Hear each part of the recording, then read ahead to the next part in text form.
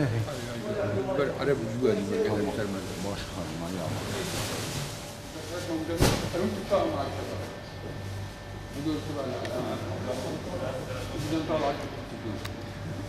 محمد خليل أمين مستودعية شركة تطوير المجتمع الزراعي. توزيع علف تقريبا شغلة دهر وجاية ما تسبيكية المذكرات وجمرتين زراعة جمرتين مختومة حمود اشتوانا جاهزة القروة مذكراتها أم نخالي أمدتنا خدي بازو دويل وانا تقريبا 400 طوني ما وزعانتيا فيكو قريداي بما بو أم نخالي دتنا وانا منطقة قركي لقيا وبرآفا ديركا وكوشراتن سعرا قو أم دتنا ملط كيلوان خالي أم دتنا 450 ورقي وجدر فيدري يعني هزاري وباني ده توزيع نقري دايب ما بقى توزيع قري دايب بمجالس علم ددنا زراعة مثلا قندات حددين مثلا روجي بينجي طوني تقريبا أم دوزعين القروي بينجي طوني هنا مثلا قندق دوسك كمية وانا خاصة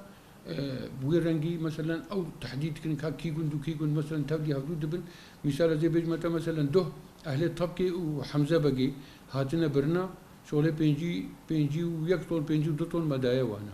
روجي محدد مجالس هذا وب دايرة زراعة فقري داينا أو صورة تحددين مثلا خالد كميل جمع هيا ما بين حقا كميل جمع هيا وهم يعلم بدنا زراعة وزراعة يعلم بدنا مجالسها أو تنسيقي بهذول كم يجوز مرتي يعني حتى أنها تقريبا شغلي دصاد وبينجي سيصطوني هي جمع هيا كم يالجمع هي مثلا بينجي طون ما يالجمع قندك دواوي حدين أو إخلاص ببي أمي بسقرن حتى نخالج مرة نوي أمي نكارم تشتك جمالين أمي نكارم بوزعين. محمد عثمان من معبدة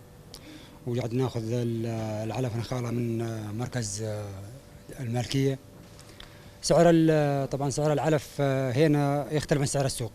هنا ناخذ 450 وسعر السوق تقريبا فوق 1000 ليرة 1050 1100 وتقريبا شان البقر والغنم